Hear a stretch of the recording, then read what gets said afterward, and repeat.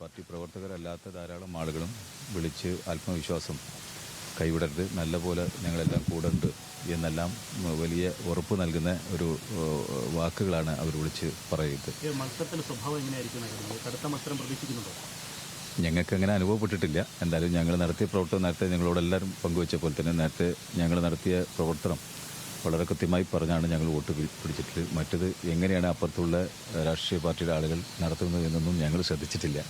ഞങ്ങൾ നടത്തിയ സത്യസന്ധമായ പ്രവർത്തനം നാടിന് മുമ്പിൽ വെച്ച് ആണ് അഭ്യർത്ഥിക്കുന്നത്. അത് ജനം നല്ലപോലെ വിലയിരുത്തി തരും എന്ന് തന്നെയാണ് ഞങ്ങൾ. ഈ 2006 നമ്മൾ തമ്മിൽ കാണുമ്പോൾ 10,000 വോട്ടിൻ്റെ ഭൂരിപക്ഷമായിരുന്നു ഉണ്ടായിരുന്നത്. സ്വാഭാവികമായിട്ടും ഇത്തവണ ഭൂരിപക്ഷത്തെക്കുറിച്ച് പറയാനുള്ളൊരു ഒരു വലിയ ആത്മവിശ്വാസത്തിലേക്ക് പോകുന്നുണ്ടോ?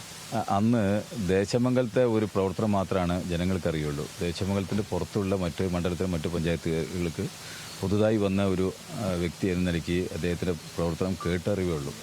ഈ മണ്ഡലത്തിലെ എല്ലാ പഞ്ചായത്തുകളിലും അന്ന് MLA ആയി എനിക്ക് അവസരം തന്നപ്പോൾ ഞാൻ പരമാവധി അത് ഉപയോഗപ്പെടുത്തിയിട്ടുണ്ട് ഈ നാടിന് വേണ്ടിയിട്ട്. അത് ജനം നല്ലപോലെ പ്രിയപ്പെട്ട വോട്ടർമാർ ചിന്തിച്ച് വോട്ട് ചെയ്യും എന്ന് തന്നെയാണ് ഞാൻ കരുതുന്നത്.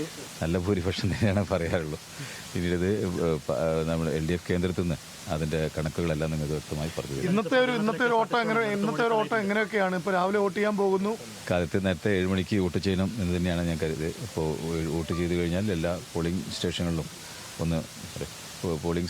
ഒന്ന് പോയി കാണണം എന്ന് ഉണ്ട്. ഇത് കഴിഞ്ഞാൽ നേരിട്ട് പോകും. പരമാവധി എല്ലാ ബൂത്തുകളിലും എത്തി പരമാവധി വ്യക്തികളെ കാണാൻ പറ്റി, അറിയപ്പെടുന്ന വ്യക്തികളെല്ലാം കാണാൻ പറ്റി. ഇനിയും ധാരാളം ഉണ്ട്. എന്നാലും ചെല്ലുന്ന സമയം അവരുടെ തിരക്കുമായി ബന്ധപ്പെട്ട് അവിടെ ഇല്ലാത്തതുകൊണ്ട് പലരെയും കാണാൻ പറ്റില്ല. അപ്പോൾ അത്രയും കാണാൻ പറ്റാത്തവർ ഫോണിൽ കൂടെ ബന്ധപ്പെട്ട് വോട്ട് അഭ്യർത്ഥിച്ചിട്ടുണ്ട്. എന്നാൽ ഇനിയും ഉണ്ട്. എല്ലായിടത്തും ഒരു സ്ഥാനാർത്ഥിക്ക് എല്ലാ വോട്ടർമാരെയും കാണാൻ കഴിയില്ല, ഒരു സത്യമാണല്ലോ. അതുകൊണ്ട് പരമാവധി എന്നാൽ കഴിയുന്ന രീതിയിൽ ഓടിയെത്താൻ കഴിഞ്ഞിട്ടുണ്ട്. ഇതിൽ ഈ പല അവകാശവാദങ്ങളും വരുന്നുണ്ട്. പ്രത്യേകിച്ച് BJP പറയുന്നത് ഈ 10,000 വോട്ട് പുതുതായി ചേർക്കപ്പെട്ടതിലെ 6,500 വോട്ട് അവരുടേത് മാത്രമാണെന്നാണ്. അത്തരം വാദങ്ങളെ നമുക്കങ്ങനെ കാണാൻ പറ്റുമോ?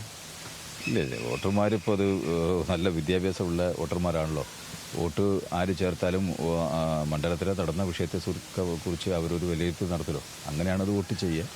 വോട്ട് BJP ചേർത്തുകൊണ്ട് BJPക്ക് കിടക്കട്ടെ എന്ന് ചിന്തിക്കുന്ന കാലം, അല്ലെങ്കിൽ ആര് ചേർത്തവർക്ക് കിടക്കട്ടെ ഒരു വോട്ട് എന്ന് ചിന്തിക്കുന്ന കാലം പണ്ടായിരുന്നു. ഇപ്പോൾ നല്ല വിദ്യാഭ്യാസമുള്ള ഒരു സമൂഹമായതുകൊണ്ട് അവിടെ ഇത്തരം രീതിയിലാണ് ചിന്തിക്കുക. ഈ സംസ്ഥാന സർക്കാരിൻ്റെ ഒരു ഭരണ വിലയിരുത്തൽ കൂടിയായി എന്ന് പറയാനുള്ളൊരു ഇത് LDFനുണ്ടല്ലേ? എന്തായാലും നല്ലൊരു പ്രതീക്ഷയോടെ തന്നെയല്ലേ വോട്ട് പോകുന്നത്? അതെ, തീർച്ചയായിട്ടും അങ്ങനെ തന്നെയാണ്. ഇതിപ്പോൾ ഞങ്ങൾ നടത്തിയ സത്യസന്ധമായ പ്രവർത്തനമാണ് നാടിന് മുമ്പിൽ വയ്ക്കുന്നത്. മറ്റു വിഷയങ്ങളെല്ലാം ജനം തീരുമാനിക്കട്ടെ. Thank you. മണിക്കൂറുകൾ മാത്രമാണുള്ളത്. എന്തായാലും ഉപതെരഞ്ഞെടുപ്പിന്റെ വലിയ ആവേശത്തിലാണ് ചേലക്കരയും വയനാടും ഉള്ളത്. രണ്ടിടങ്ങളിലും പോളിംഗ് ആരംഭിച്ചു എന്നുള്ളതാണ് മനസ്സിലാകുന്നത്.